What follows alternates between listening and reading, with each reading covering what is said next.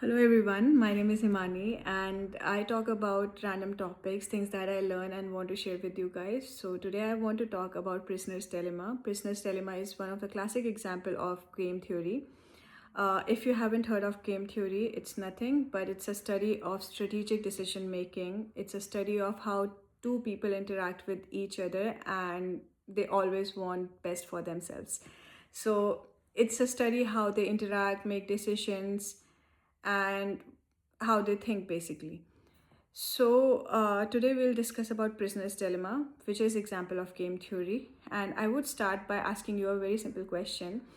Why do you think two countries, let's say US and Soviet Union, they invest so heavily in weapons, war, while they can easily use that money in betterment of their own economy?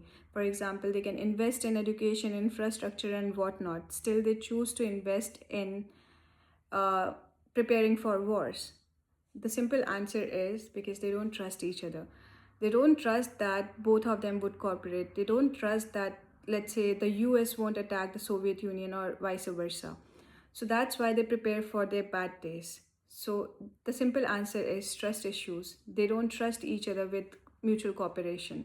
So that's why they invest money in war, which they could have used for betterment of their own economy. So here the best outcome for their money was to invest in their economy while they choose to invest in the war preparation. Why? Because of lack of cooperation, because lack of trust, because we don't know what the other country would do. The same thing applies. This is also, we can say that this is example of the prisoner's dilemma. Prisoner's dilemma is explained by the scenario where there are like two robbers and they're caught by the cops, and cops put them in two different cells. They don't know, the two prisoners, they don't know each other, and the cops, they don't have much evidence, they don't have any witness. So the only way they can make them confess is by talking and giving them options. So the cops go to prisoner A. Let's say it's a girl and prisoner B is a boy. Okay.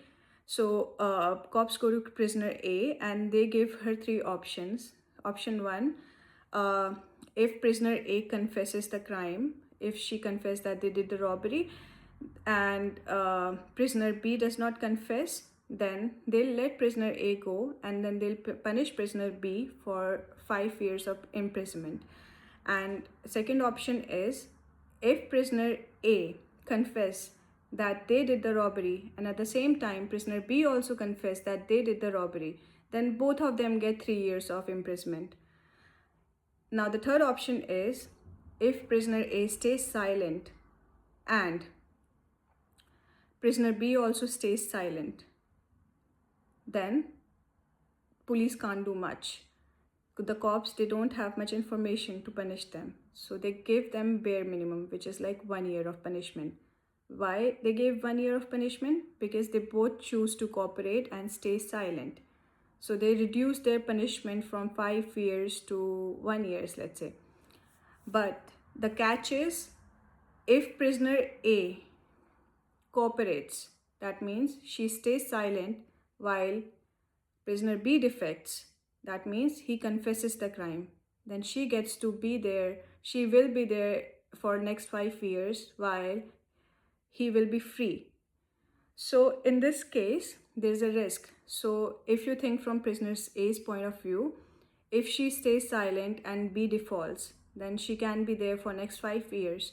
But at the same time, if she confesses the crime, and let's say if B choose to stay silent, then she will be free. If she confesses the crime and B chooses to speak too, if B confess the crime, she'll get 3 years of punishment.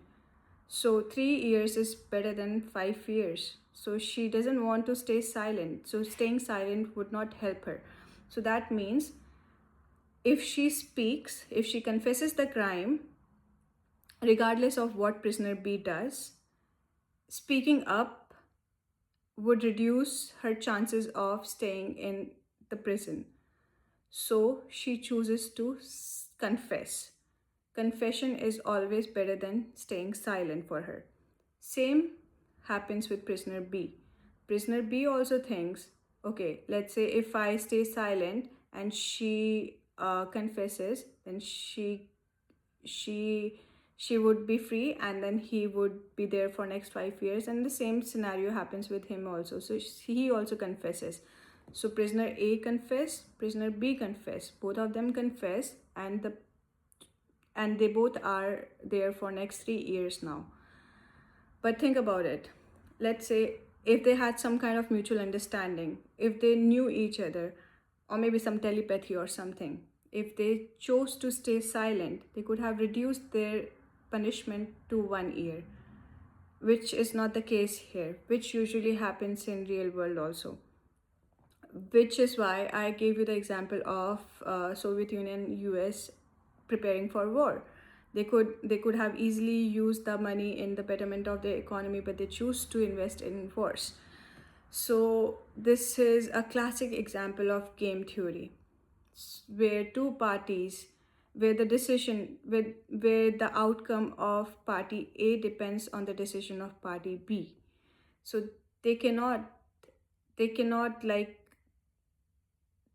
they cannot default, or maybe they cannot be an outlier. They have to consider the decision of party B in order to improve their chances to win, right? So this is what I wanted to explain. This is what I learned today, and I hope it would help you. And I hope I was able to communicate what I wanted to. And yeah, see you in the next video. Toodles. Bye.